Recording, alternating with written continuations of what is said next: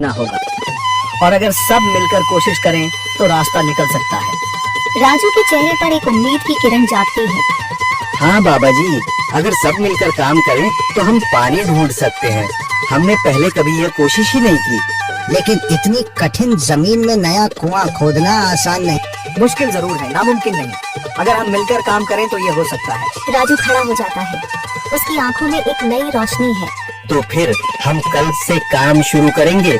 मैं गांव के सभी युवाओं को इकट्ठा करूंगा, हम मिलकर नया कुआं खोदेंगे। यही कहते हुए वह शामू के साथ गांव के दूसरे युवाओं को बुलाने के लिए निकल पड़ता है।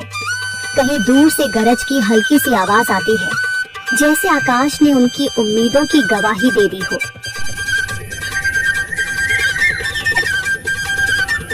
अगली सुबह राजू और शामू गांव के युवाओं को इकट्ठा करने निकल पड़े। चौधरी महेश की हवेली के सामने एक भीड़ जमा है। बाबा जी, संदरी, गांव के कुछ बुजुर्ग और किसान सभी मौजूद हैं। हम हाथ पर हाथ रखकर नहीं बैठ सकते। अगर अल्लाह ने हमें हिम्मत दी है तो हमें खुद पानी के लिए मेहनत करनी होगी। हम एक नया कुआं खोदेंगे। लेकिन राजू, क्या हमें यकीन है कि वहाँ पानी मिलेगा? बेटा, पानी जमीन के अंदर होता है, बस सही जगह खोदने की जरूरत है। हमने अपने बुजुर्गों से सुना था कि पुरानी नहर के पास जमीन नरम थी, शायद वहीं पानी हो। बाबा जी सही कह रहे हैं। अगर तुम सब यह काम करने के लिए तैयार हो तो मैं अपने कुछ मजदूर भेज सकता हूँ। धन्यवाद चौधरी जी, लेकिन हम सब खुद भी मेहनत करेंगे। यह हमारे गांव के अस्तित्व की लड़ाई है। संदरी, जो अब तक चुप थी, आगे बढ़ती है। हम औरतें भी पीछे नहीं रहेंगी। हम पानी लाने की व्यवस्था करेंगी, खाना बनाएंगी, ताकि तुम सब आराम से काम कर सको। यही हिम्मत चाहिए थी संदर। पूरा गांव एक नई उम्मीद के साथ कुआं खोदने की तैयारी में जुट जाता है। दूसरी ओर कुआं खोदने का काम शुरू हो चुका है। राजू, शामू और दूसरे युवा बेलचे चलाने लगते हैं। मिट्टी बाहर निकाली जाने लगती है। तेज गर्मी के बावजूद सब पूरी हिम्मत के साथ जुटे हुए हैं। दोपहर की तेज धूप जमीन आग की तरह तप रही है। गांव के लोग लगातार कुआं खोदने में जुटे हैं। हाथ छिलने लगे हैं, माथे से पसीना बह रहा है, मगर किसी ने हार नहीं मानी। महिलाएं पानी और सत्तू लेकर आती हैं, ताकि पुरुषों को कुछ राहत मिले। हमें और गहराई तक जाना होगा। अब तक सिर्फ सूखी मिट्टी और पत्थर ही निकल रहे हैं। राजू, यह बहुत कठिन काम है। अगर हमें पानी न मिला?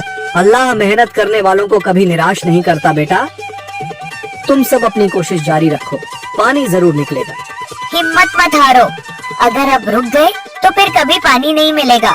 सभी फिर से जोश में आकर काम में जुट जाते हैं, मगर सूरज की तपिश बढ़ती जा रही है और कई लोगों की सांसें तेज चलने लगती हैं। तभी एक तरफ से रामलाल और उसके आदमी हंसते हुए आते हैं। अरे भाई, तुम्हें लगता है कि जमीन तुम पर रहम करेगी? हाँ हाँ, ना समझ लोग, ये सब बेकार की मेहनत है। रामलाल, हमारा हौसला मत तोड़ो। अगर तुम मदद नहीं कर सकते तो कम से कम मजाक भी मत उड़ाओ। मदद? हाँ, मैं अपने कुएं का पानी बेच सकता हूँ, मगर मुफ्त में नहीं दूंगा। राजू सब अनसुना कर फिर काम में लग जाता है। शाम होने लगती है, लेकिन अभी तक पानी का नामो निशान नहीं। कुछ लोग मायूस होकर पीछे हटने लगते हैं। राजू, शायद रामलाल सही कह रहा है, यह सब बेकार है।